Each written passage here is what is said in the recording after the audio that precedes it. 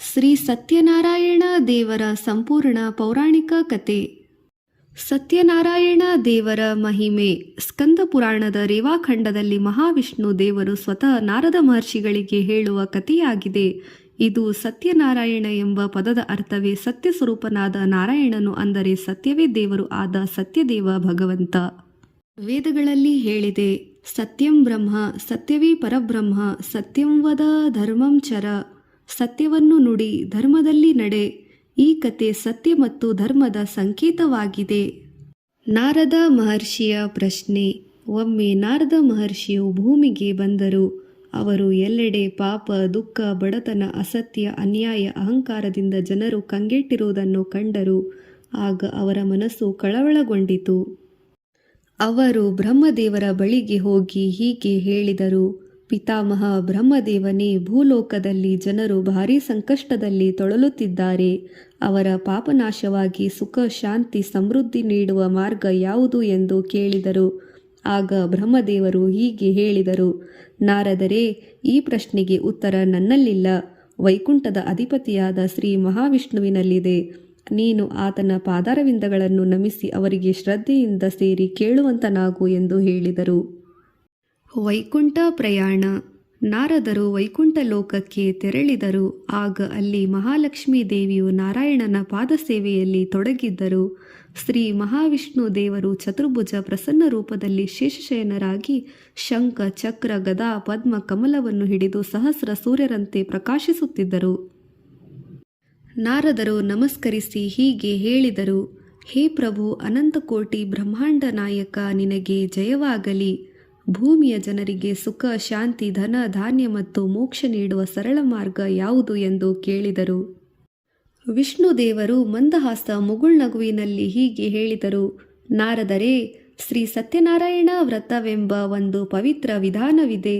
ಅದನ್ನು ಮಾಡಿದರೆ ಜನರು ಪಾಪಗಳಿಂದ ಮುಕ್ತರಾಗಿ ಅವರು ತಮ್ಮ ಜೀವನದಲ್ಲಿ ಸೌಭಾಗ್ಯ ಮತ್ತು ಶಾಂತಿ, ನೆಮ್ಮದಿ ಅವರ ಮನೆಮನದಲ್ಲೂ ನೆಲೆಸುತ್ತದೆ ಎಂದರು. ಶ್ರೀ ಸತ್ಯನಾರಾಯಣ ವ್ರತದ ವಿಧಾನ. ಮಹಾವಿಷ್ಣು ದೇವರು ವಿವರಿಸುತ್ತಾರೆ, ಈ ವ್ರತವನ್ನು ಯಾವುದೇ ಶುಭ ದಿನದಲ್ಲಿ ಮಾಡಬಹುದು. ಪೌರ್ಣಿಮೆ, ಏಕಾದಶಿ, ಸಂಕ್ರಾಂತಿ, ಯಾವುದೇ ಶುಭ ಸಮಾರಂಭದ ಉತ್ಸವದ ದಿನದಲ್ಲಿ ವ್ರತದ ಮುನ್ನ ಶುಚಿಯಾಗಿ ಸ್ನಾನ ಮಾಡಿ ಮನೆಯನ್ನು ಶುದ್ಧಗೊಳಿಸಬೇಕು. ಭಗವಂತ ಸತ್ಯನಾರಾಯಣ ದೇವರ ಭಾವಚಿತ್ರ ವಿಗ್ರಹವನ್ನು ಇಡಬೇಕು. ಮಂಟಪದಲ್ಲಿ ಮೊದಲಿಗೆ ಕಲಶ ಸ್ಥಾಪನೆ, ಎಂದರೆ ಕಲಶದಲ್ಲಿ ಗಂಗಾಜಲ, ವೀಳ್ಯದ ಎಲೆ, ಪೂಜೆ ಎಲೆಗಳು ಮತ್ತು ನಾಣ್ಯ, ಹೂಗಳಿಂದ ಕಲಶ ಸ್ಥಾಪಿಸಬೇಕು. ಪಂಚಾಮೃತದಿಂದ ಅಭಿಷೇಕ ಮಾಡಬೇಕು. ಹೂವಿನಿಂದ ಅಲಂಕರಿಸಿ ಬಾಳೆ ಎಲೆ, ಬೆಲ್ಲ, ಹಾಲು, ಅಕ್ಕಿ, ಪಾಯಸ, ತಂಬಿತ್ತ ನೈವೇದ್ಯ ನೀಡಿ ಕಥೆ ಪಠಣ ಮಾಡಬೇಕು. ಬಳಿಕ ಪ್ರಸಾದವನ್ನು ಎಲ್ಲರಿಗೂ ಹಂಚಬೇಕು. ಇದನ್ನು ಮಾಡಿದರೆ ಇಹಲೋಕ ಮತ್ತು ಪರಲೋಕದಲ್ಲಿ ಸುಖ, ಶಾಂತಿ, ನೆಮ್ಮದಿ ದೊರೆಯುತ್ತದೆ. ಪ್ರಥಮ ಅಧ್ಯಾಯ. ಬಡ ಬ್ರಾಹ್ಮಣನ ಕತೆ. ಕಶ್ಯಪ ಗೋತ್ರದ ಒಬ್ಬ ಬಡ ಬ್ರಾಹ್ಮಣನೊಬ್ಬ ತನ್ನ ಜೀವನದಲ್ಲಿ ತುಂಬ ದುಃಖದಿಂದ ಬಾಳುತ್ತಿದ್ದನು. ಅವನ ಮನೆಯಲ್ಲಿ ಅನೇಕ ದಿನ ಅನ್ನ ಇಲ್ಲದ ದಿನಗಳಿಂದ ಉಪವಾಸ ಮಾಡಿ ತನ್ನ ಜೀವನ ವ್ಯಾಪನ ಮಾಡುತ್ತಿದ್ದನು. ಒಮ್ಮೆ ನಾರದರು ಅವನ ಬಳಿಗೆ ಬಂದು ಕೇಳಿದರು, ಓ ಬ್ರಾಹ್ಮಣನೇ, ಯಾಕೆ ನೀನು ದುಃಖ ಪಡುತ್ತಿದ್ದೀಯಾ ಎಂದಾಗ ಬ್ರಾಹ್ಮಣನು ಉತ್ತರಿಸಿದನು, ನನ್ನ ಬದುಕು ಬಡತನದಲ್ಲಿಯೇ ಮುಳುಗಿದೆ. ಮಹರ್ಷಿಗಳೇ, ನೀವು ನನಗೆ ದೇವರ ಹಾಗೆ ಬಂದಿದ್ದೀರಿ, ನನ್ನನ್ನು ಮಾರ್ಗದರ್ಶನ ಮಾಡಿ ಎಂದನು. ನಾರದರು ಹೇಳಿದರು, ನೀನು ಶ್ರೀ ಸತ್ಯನಾರಾಯಣ ವ್ರತವನ್ನು ಮಾಡು, ದೇವರು ನಿನ್ನ ಬದುಕನ್ನು ಪರಿವರ್ತಿಸುವಲ್ಲಿ ನಿನಗೆ ಸಹಾಯಕನಾಗುವನು ಎಂದು ಹೇಳಿದರು. ಅವನಿಗೆ ವ್ರತದ ವಿಧಿಯನ್ನು ವಿವರಿಸಿ ಅಲ್ಲಿಂದ ನಾರದರು ಹೊರಟರು. ಇತ್ತ ಬಡ ಬ್ರಾಹ್ಮಣನು ತನ್ನ ಮನಸ್ಸಿನಿಂದ ದೇವರನ್ನು ಪ್ರಾರ್ಥಿಸಿ ನಾರದರು ಹೇಳಿದ ವ್ರತವನ್ನು ಮಾಡಲು ಸಾಮಗ್ರಿಗಳನ್ನು ತರಲು ಯೋಚಿಸುತ್ತಿದ್ದ. ಆಗ ಬಾಳೆಹಣ್ಣು, ಬೆಲ್ಲ, ಹಾಲು, ಮೊಸರು, ಪೂಜೆಗೆ ಬೇಕಾದದ್ದು ಸಾಮಗ್ರಿಗಳು ಸಮಯಕ್ಕೆ ಸರಿಯಾಗಿ ಒದಗಿ ಬಂತು. ಹೀಗೆ ಬಡ ಬ್ರಾಹ್ಮಣನ ಸಂಕಲ್ಪ ಮಾತ್ರದಿಂದಲೇ ಅವನು ಪೂಜೆ ಮಾಡುತ್ತಾನೆ ಹಾಗೂ ಭಕ್ತಿ ಭಾವದಿಂದ ಕಥೆಯನ್ನೂ ಕೇಳುತ್ತಾನೆ. ಕೆಲವು ಕಾಲಗಳು ಕಳೆಯುತ್ತಿದ್ದಂತೆ ಅವನ ಮನೆಗೆ ಧನ, ಧಾನ್ಯ, ಸಂಪತ್ತು, ಸಂತೋಷ, ಸೌಭಾಗ್ಯ, ಸಮೃದ್ಧಿ ಬರುತ್ತದೆ. ಜನರು ಅವನ ಈ ಬದಲಾವಣೆಯನ್ನು ನೋಡಿ ಆಶ್ಚರ್ಯಪಡುತ್ತಾರೆ ಮತ್ತು ಅವನ ಬಳಿ ಹೋಗಿ ಇದರ ರಹಸ್ಯವನ್ನು ಕೇಳಿ ಅವರೂ ಸಹ ಸತ್ಯನಾರಾಯಣ ವ್ರತವನ್ನು ಮಾಡಿ ಭಜಿಸುತ್ತಾರೆ. ದ್ವಿತೀಯ ಅಧ್ಯಾಯ. ವ್ಯಾಪಾರಿ ಸಾಧು ಮತ್ತು ಲೀಲಾವತಿ ಕತೆ. ಸಾಧು ಎಂಬ ವ್ಯಾಪಾರಿ ಒಬ್ಬನು ತನ್ನ ಪತ್ನಿಯಾದ ಲೀಲಾವತಿಯೊಂದಿಗೆ ಈ ವ್ರತವನ್ನು ಮಾಡಲು ನಿಶ್ಚಯ ಮಾಡುತ್ತಾರೆ. ಅವರು ಶ್ರದ್ಧೆಯಿಂದ ಪೂಜೆ ಮಾಡುತ್ತಾರೆ. ಹೀಗೆ ಅವರ ಜೀವನದಲ್ಲಿ ಆಯಸ್ಸು, ಆರೋಗ್ಯ, ಐಶ್ವರ್ಯ ಎಲ್ಲವೂ ಬರುತ್ತದೆ. ಮತ್ತು ಸಂತಾನ ಪ್ರಾಪ್ತಿಯೂ ಆಗುತ್ತದೆ. ಕಲಾವತಿ ಎಂಬ ಮಗಳು ಸಂತಾನ ರೂಪದಲ್ಲಿ ಪ್ರಾಪ್ತವಾಗುತ್ತದೆ. ಅವಳು ನೋಡುತ್ತಲೇ ದೊಡ್ಡವಳಾಗುತ್ತಾಳೆ. ಆಗ ಇಬ್ಬರೂ ದಂಪತಿಗಳು ಒಳ್ಳೆಯ ವರನನ್ನು ನೋಡಿ ತಮ್ಮ ಮಗಳಾದ ಕಲಾವತಿಯ ವಿವಾಹವನ್ನು ಹರ್ಷದಿಂದ ಉತ್ಸಾಹದಿಂದ ಜರುಗುತ್ತದೆ. ಹೀಗೆ ಕುಟುಂಬದಲ್ಲಿ ಸಂತೋಷ ಮತ್ತಷ್ಟು ಹೆಚ್ಚಾಗುತ್ತದೆ. ಆದರೆ ನಂತರ ಸಾಧು ವ್ಯಾಪಾರಕ್ಕೆ ವಿದೇಶಕ್ಕೆ ಹೋಗುತ್ತಾನೆ. ಅಲ್ಲಿ ದೇವರ ವ್ರತ ಮಾಡುವುದನ್ನು ಮರೆತು ಬಿಡುತ್ತಾನೆ. ದೇವರು ಅವನನ್ನು ಪರೀಕ್ಷಿಸುತ್ತಾರೆ. ಅವನ ಹಡಗು ಮುಳುಗುತ್ತದೆ. ಅವನ ಧನ ನಾಶವಾಗುತ್ತದೆ. ರಾಜನಿಂದ ಬಂಧನವಾಗುತ್ತದೆ. ಬಂಧನದಲ್ಲಿದ್ದಾಗ ಅವನು ದೇವರನ್ನು ಪ್ರಾರ್ಥಿಸುತ್ತಾನೆ, ಹೇ ಸತ್ಯನಾರಾಯಣ ದೇವ, ನನ್ನನ್ನು ಅಜ್ಞಾನದಿಂದ ನಿನ್ನ ವ್ರತವನ್ನು ಮರೆಯುತ್ತಿದ್ದೇನೆ, ಕ್ಷಮಿಸಿಬಿಡು ಎಂದು ಹೇಳುತ್ತಾನೆ.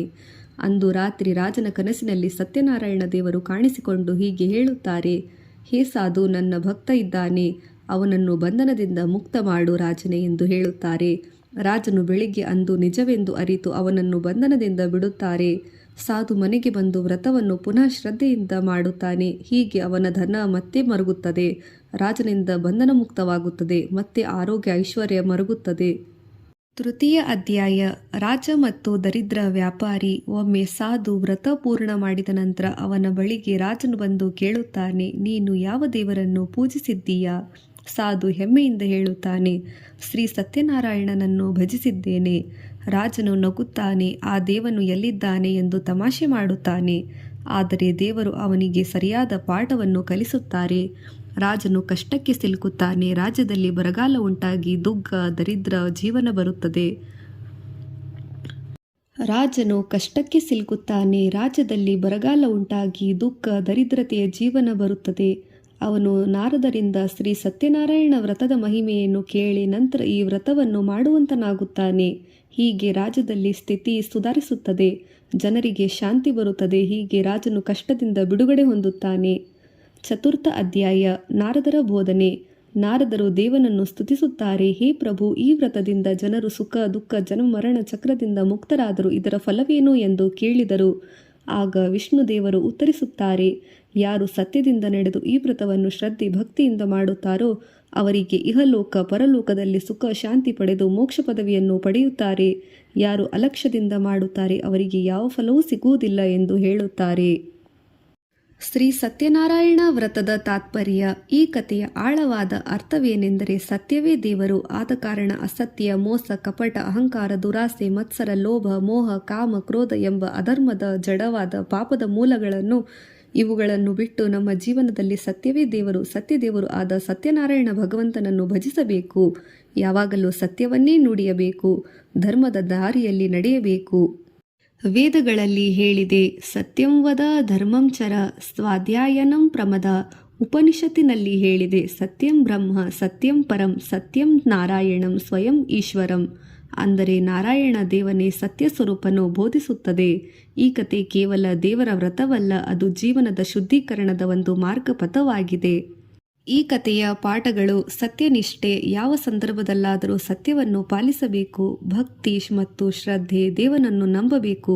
ಭಕ್ತಿಯಿಂದ ಪೂಜೆ ಮಾಡಿದರೆ ಫಲ ಸಿಗುತ್ತದೆ. ದಾನ ಧರ್ಮ, ಪೂಜೆಯ ನಂತರ ಅನ್ನದಾನ ಮಾಡುವುದು ಕರ್ಮದ ಶುದ್ಧೀಕರಣ. ಆಲಸ್ಯ ಮತ್ತು ಅಹಂಕಾರದ ತ್ಯಾಗ, ದೇವರ ಕೃಪೆಗೆ ಅಹಂಕಾರ ಅಡ್ಡಿ, ಇದನ್ನು ಬಿಡಬೇಕು. ಕೃತಜ್ಞತೆ, ದೇವನ ಅನುಗ್ರಹವನ್ನು ಮರೆತರೆ ಕಷ್ಟ ತಪ್ಪಿದ್ದಲ್ಲ. ಫಲಶ್ರುತಿ, ಫಲಗಳು ಜೀವನದಲ್ಲಿ ಶಾಂತಿ, ಸಂತಾನ, ಸೌಭಾಗ್ಯ, ಸೌಹಾರ್ದತೆ, ನೆಮ್ಮದಿ, ಸೌಖ್ಯ ನೀಡುತ್ತದೆ. ದುಃಖ, ಪಾಪಗಳ ನಿವಾರಣೆ, ಮನಸ್ಸಿನ ಶುದ್ಧತೆ, ಕುಲದ ಉನ್ನತಿ, ಪರಮಗತಿ, ವೈಕುಂಠ ಪ್ರಾಪ್ತಿ ಹಾಗೂ ಮೋಕ್ಷವನ್ನು ಲಭಿಸುತ್ತದೆ. ಉಪಸಂಹಾರ. ಸತ್ಯನಾರಾಯಣ ದೇವರ ಕತೆ ಕೇವಲ ಪೂಜೆ ಅಥವಾ ವ್ರತ ಮಾತ್ರವಲ್ಲ, ಅದು ಜೀವನದ ತತ್ವಸಾರವಾಗಿದೆ. ಸತ್ಯಮೇವ ಜಯತೆ ನಾಮೃತಂ. ಸತ್ಯವಷ್ಟೇ ಜಯಿಸುತ್ತದೆ, ಅಸತ್ಯವಲ್ಲ. ಯಾರು ಸತ್ಯದಿಂದ ನಡೆದು ಭಗವಂತ ಸತ್ಯನಾರಾಯಣ ದೇವನನ್ನು ಪೂಜಿಸುತ್ತಾರೋ ಅವರ ಜೀವನದಲ್ಲಿ ದೇವರ ಕೃಪೆ ನೆಲೆಸುತ್ತದೆ. ಸತ್ಯದಲ್ಲಿ ದೇವರಿದ್ದಾರೆ. ಸತ್ಯವೇ ನಾರಾಯಣ, ನಾರಾಯಣನೇ ಸ್ವಯಂ ಸತ್ಯ. ಇತಿ ಶ್ರೀ ಸತ್ಯನಾರಾಯಣ ಕಥಾ ಸಂಪೂರ್ಣಂ. ಪಾಠ ಸ್ಕಂದಪುರಾಣ ರೇವಾಖಂಡ ಆಧಾರಿತ. ಇಲ್ಲಿಗೆ ಮುಕ್ತಾಯವಾಯಿತು. ಧನ್ಯವಾದಗಳು.